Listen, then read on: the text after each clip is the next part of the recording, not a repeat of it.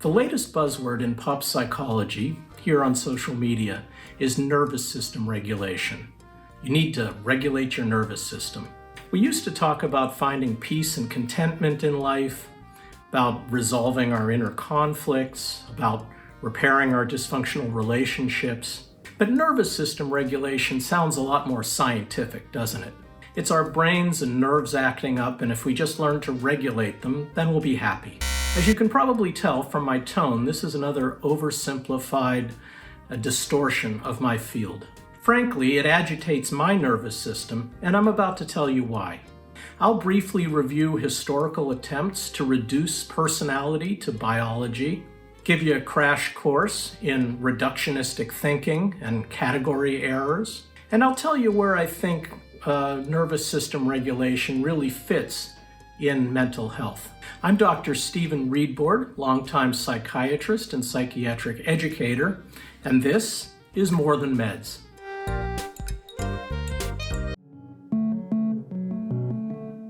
There's a long history in the West of using biological language to describe our personalities and our moods. For roughly 2,000 years, humoral theory was the predominant model in European thinking.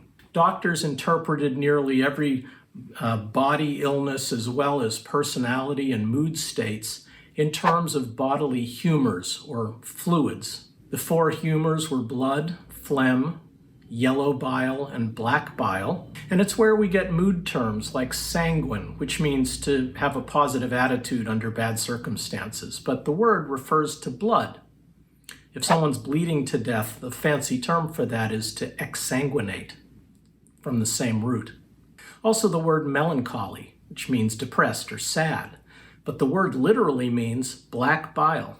Of course, blood, phlegm, and bile really exist in our bodies, but they don't come in different colors, and the humoral theory was discredited by the science of the 18th century.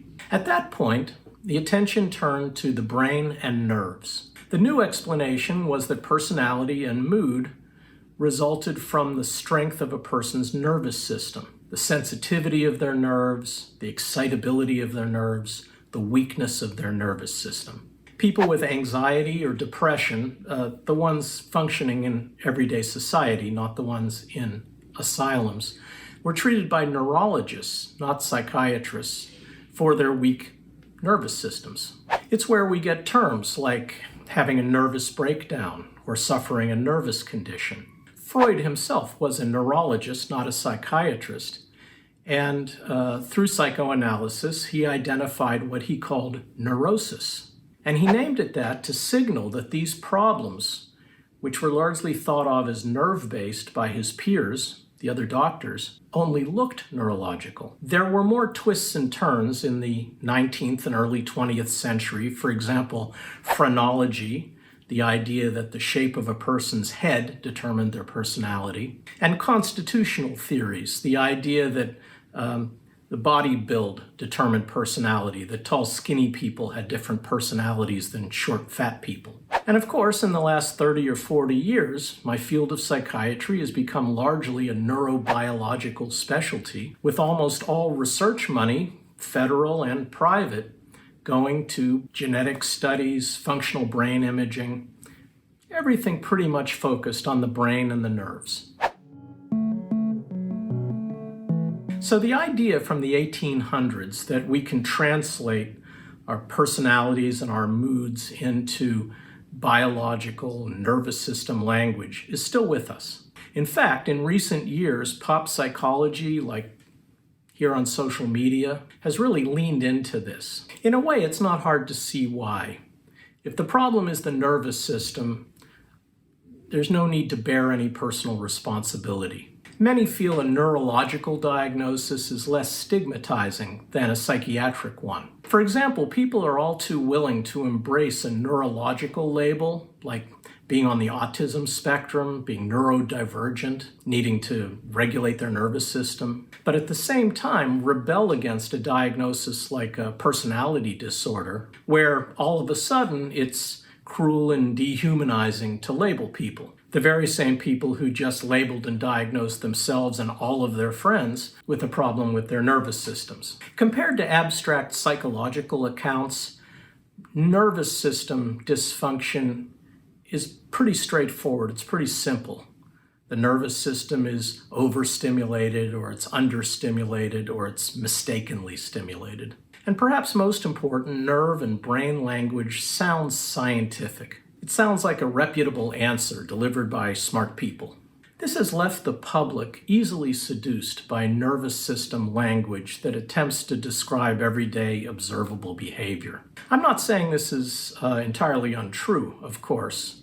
Brain disease and brain injury can certainly affect mood and personality. Some babies are born with low IQ or other brain problems. ADHD and autism are real brain disorders. But it's far too easy and far too oversimplified to turn to brains and nervous system dysregulation to explain everyone and everything.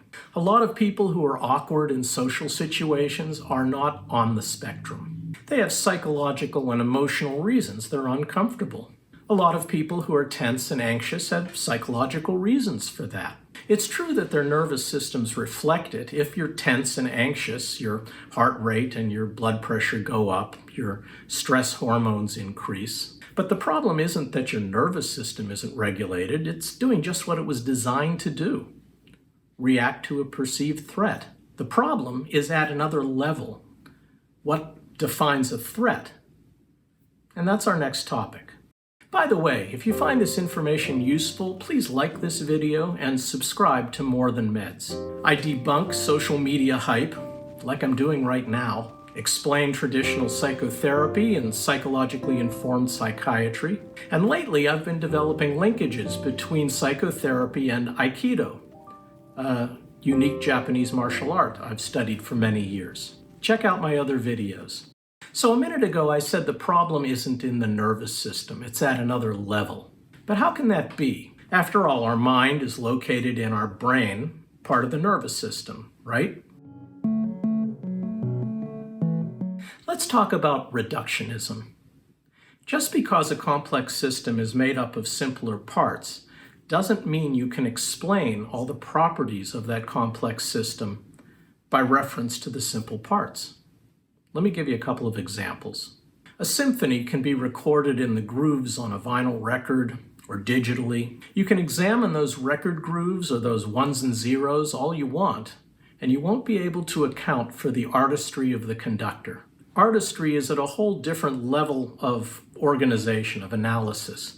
It's what we call an emergent property. Trying to explain it by looking at the grooves in the record or the ones and zeros is what the philosopher Gilbert Ryle in 1949 called a category error.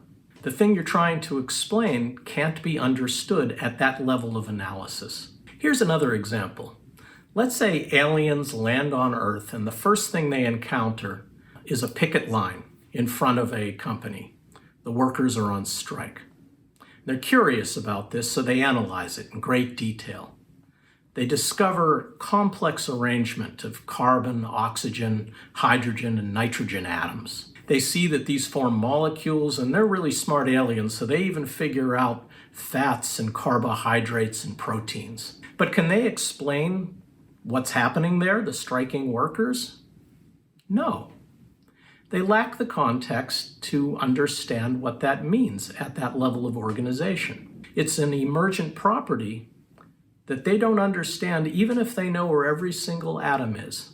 Nervous system regulation is like listening to that symphony and trying to explain how it's inspiring or bittersweet based on looking at the grooves in the record. It's like the aliens going home and explaining that on Earth a workers' strike is when the carbon atoms line up a certain way. It's a fundamental misunderstanding due to reductionistic thinking. In exactly the same way, equating our complex selves with our nervous system is reductionistic nonsense. It's language optimized for social media clicks, not for understanding. Yes, there are extreme, overwhelming circumstances when we are reduced to fight or flight or freeze responses, largely dictated by our autonomic nervous system. That's true, and it largely explains real PTSD, for example. But the rest of the time, we're not regulating our nervous system. We're attempting to regulate a highly complex combination of biology, personal psychology and psychological history, emotions, conflicting desires, unconscious urges, interpersonal dynamics, social realities, and so on.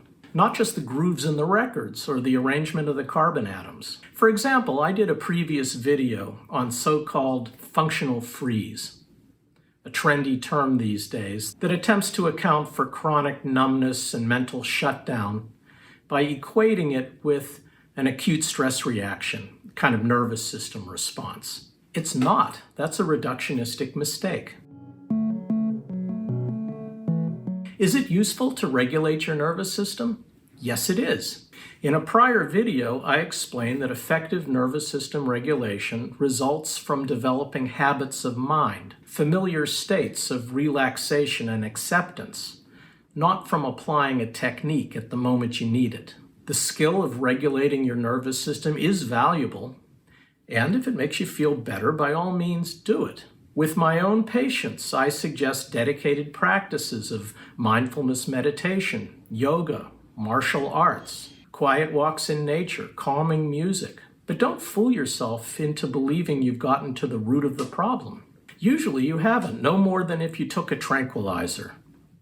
As a matter of fact, tranquilizer medications are very effective for regulating your nervous system. But that's all they do, and they're addictive, so it's not like I'm recommending them. Regulating your nervous system is like taking Tylenol or ibuprofen for a fever without knowing what the underlying problem is. Sometimes that's enough, but not if the fever is severe or it keeps coming back.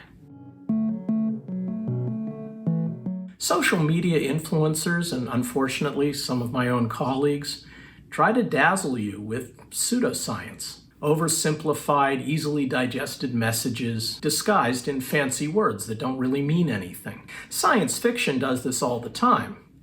Dilithium crystals in Star Trek explain the warp drive. But do they really?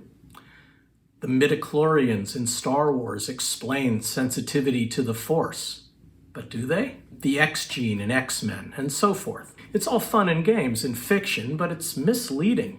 Sometimes even dangerous in real life. Be skeptical of rhetoric that makes the complex sound simple, especially if it aims to wow you with scientific language. Personality and emotion are the result of a complex interaction of biology and psychology, social factors, and so on. In many instances, regulating your nervous system is like silencing your smoke detector. It makes the noise go away, temporarily at least, but it does nothing for the smoke or the fire behind it. I'm Dr. Stephen Reidbord, a San Francisco psychiatrist with a mostly psychotherapy practice. I published psychotherapy research early in my career, and for decades I've taught psychiatry residents, psychiatrists-in-training, about psychotherapy, psychiatric controversies, and medical ethics. I welcome your comments and questions below. I read every single one of them. If you give me a thoughtful question, I'll give you a thoughtful answer. Please like this video, but only if you really like it, and please subscribe. If you have a bit more time, you may enjoy another video of mine, for example, this one. Thanks for your attention, and I'll see you next time.